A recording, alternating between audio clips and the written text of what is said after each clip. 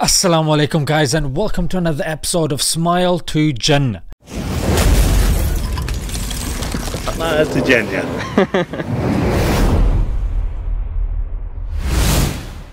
The Ukraine-Russia conflict that's going on is crazy, mate. War, who wants it? No one really wants war. However, it is worth knowing that a lot of hypocrisies are showing up. How weapons companies, how bankers and how certain countries have a lot vested in war. And we're seeing the hypocrisy of freedom of speech. Alright, freedom of speech? What a joke. We saw the famous director Oliver Stone's documentary in Ukraine be taken off Google.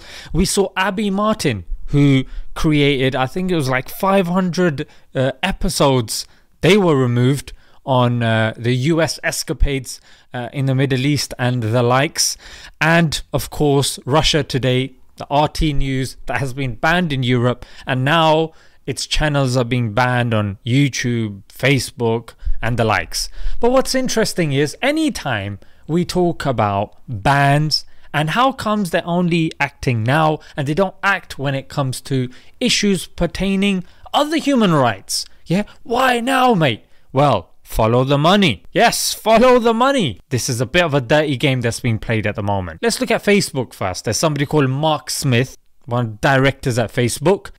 But this guy was a NATO advisor to the deputy commander. He's in bed with NATO, mate. Which is, again, for those of you that still don't know, NATO are countries that are under the influence of America, to put it simply. Next, we move on to TikTok. As you guys know, the White House invited a bunch of TikTokers round to, I guess, hire them to spread their own propaganda. But what we're interested in is Greg Anderson. This guy currently is a manager at TikTok, but he used to be psychological operations for NATO. You cannot make this stuff up. Then we move on to Chris Roberts, another director at TikTok, who used to be former senior director of technology policy at the Albright Stonebridge Group. And this firm was founded by a former US Secretary of State. Oh my good lord. Let's not forget Ben Render, director at Google, who also worked at NATO.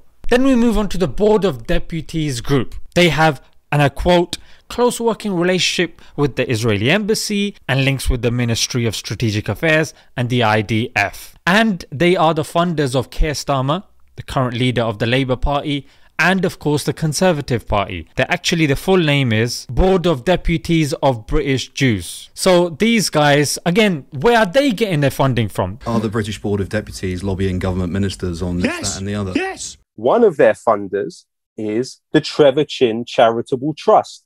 We know that Trevor Chin is a key Israel lobbyist in this country and one of the major figures behind Israel lobby group BICOM.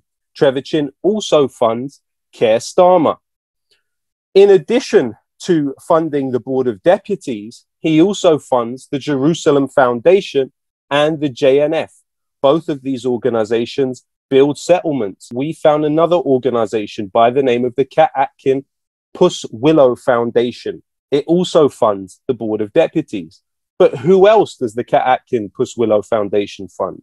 It also funds the Jerusalem Foundation, the Builder of Settlements, and the Conservative Foundation, which is the instrument through which the Conservative Party in this country is funded. Dang! In addition to that, the Kat Atkin Puss Willow Foundation funded the Quilliam Foundation, the now defunct and ultimately discredited organization which pushed mythology about Muslims in this country.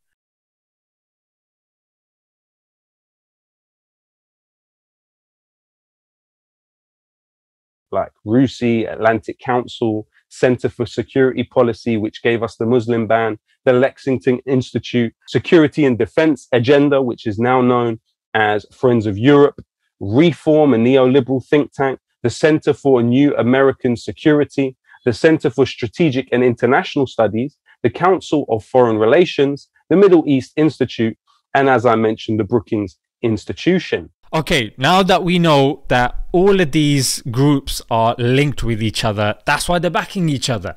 But let's move on to these politicians, yeah? Now here's a clip of Biden from back in the days admitting that if they mess with Ukraine, they are going to mess their relations with Russia. Having nothing to do with the merit and preparedness of the country to come in, would be to admit the Baltic states now in terms of NATO-Russian, U.S.-Russian relations. In terms of a vigorous and hostile reaction, I don't mean military, in Russia, it would be that. And here you can see the US has been after Ukraine for quite some time. CIA documents that just recently have been declassified show strong ties between US intelligence and Ukrainian nationalists since 1946. But not to forget, you might be thinking, flipping, what was Putin doing? Did Putin ever renege on a personal agreement he made to you? He did not. So behind closed doors, he could be trusted. He kept his word in all the deals we made. In 2008, April, at the Bucharest summit, they pretty much said, we are going to take Ukraine into NATO. But I stand to be corrected if the sentence we agreed today that these countries in the text, read Ukraine and Georgia, will become members of NATO, leaves a shimmer of a doubt. Not in my opinion. Mate, this was 2008. This is like 14 years ago. And then they got the nerve to say, if we go back to 6 months ago, I don't think anybody was predicting we would be exactly where we are as it relates to Russia and Ukraine. What? Now, if that's not all, here you can see US contractors wanting to create a private army.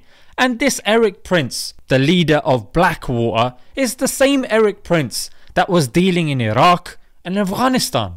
Here we can see the far-right group in Ukraine using British weapons. And not to mention that the guy who funded the president of Ukraine, yeah, you guys should research him yourself, he's called Ihor Kolomoisky. This guy is an Israeli and he's been funding the far right as well. In fact, it's within the national interest of Israel to fund the far right, obviously because Ukraine is nearby.